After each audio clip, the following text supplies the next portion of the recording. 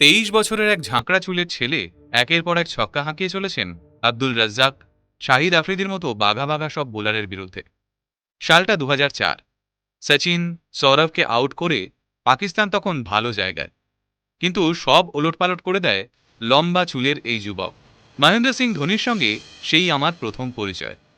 ওই দিন মাত্র 123 বল খেলে 148 রানের ইনিংস উপহার দিয়েছিলেন তিনি, আর খুব সহজেই ওই ম্যাচ জিতে নেয় ভারত। আজ মহেন্দ্র সিং ধোনির জন্মদিন। সবসময়ই ব্যতিক্রমী চরিত্র হয়ে থেকে গিয়েছেন তিনি। কখনো ভারতকে বিশ্বকাপ জিতিয়ে ন্যাড়া হয়ে পৌঁছে যাচ্ছেন ফটোশুটে, আবার কখনো টি-20 বিশ্বকাপের শেষ ওভারে অভিজ্ঞ হরভজন সিংকে বল না দিয়ে বল তুলে দিয়েছেন অনামী অনভিজ্ঞ যোগেন্দর শর্মার হাতে। এ শুধু ধোনির পক্ষেই সম্ভব। প্রতিটা পরিস্থিতিতেই তিনি ঠান্ডা রেখেছেন নিজের মাথা।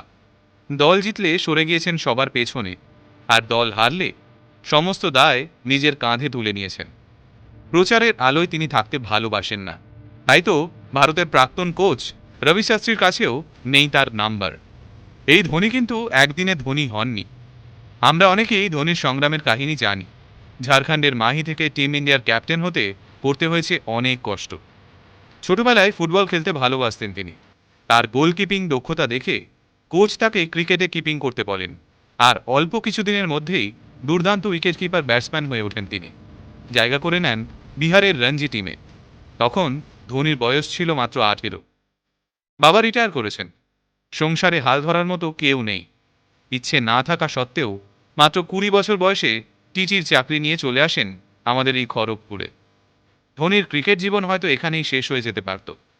ধোনিও হয়তো ভেবে নিয়েছিলেন জীবনে আর কখনো ক্রিকেট খেলা হবে না তার। কিন্তু উপরওয়ালার প্ল্যান ছিল অন্য। 2001 সালে বিহারের হয়ে দলীপ ট্রফি খেলার সুযোগ পান তিনি, কিন্তু সুদূর খড়গপুরে থাকার জন্য বিহার ক্রিকেট বোর্ড ধোনিকে এই খবর জানাতে দেরি করে। ওই বছর দলীপ ট্রফি খেলা হয় না তার। ভেঙে পড়েন ধোনি, আর প্রতিদিন এই টিকিট চেকারের কাজ করতে করতে ক্লান্ত এবং হতাশ হয়ে পড়েন তিনি।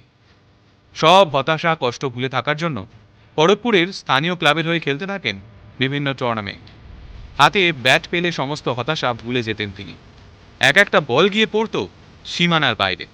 ধোনির এই দুর্ধর্ষ ব্যাটিং দেখার জন্য মাঠের লোক ভেঙে পড়ত। একদিন আচমকা বিহার বোর্ডের থেকে রঞ্জি খেলার জন্য ডাক পান ধোনি। রঞ্জি ট্রফিতে দুর্ধর্ষ খেলে সবার নজর কাড়েন তিনি। আনকোরাই ছেলে চোখে পড়েন তৎকালীন ভারতীয় ক্যাপ্টেন সৌরভ গাঙ্গুলির।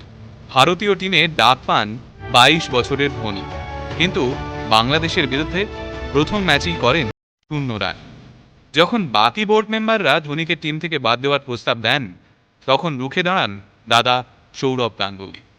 টিমে আবার সুযোগ দেওয়া হয় তাকে। এর পরের গল্পটা আমরা সবাই জানি। দীর্ঘ 28 বছর পরে 120 কোটি ভারতীয়কে উপহার দিয়েছেন বহু কাঙ্ক্ষিত ওয়ার্ল্ড কাপ।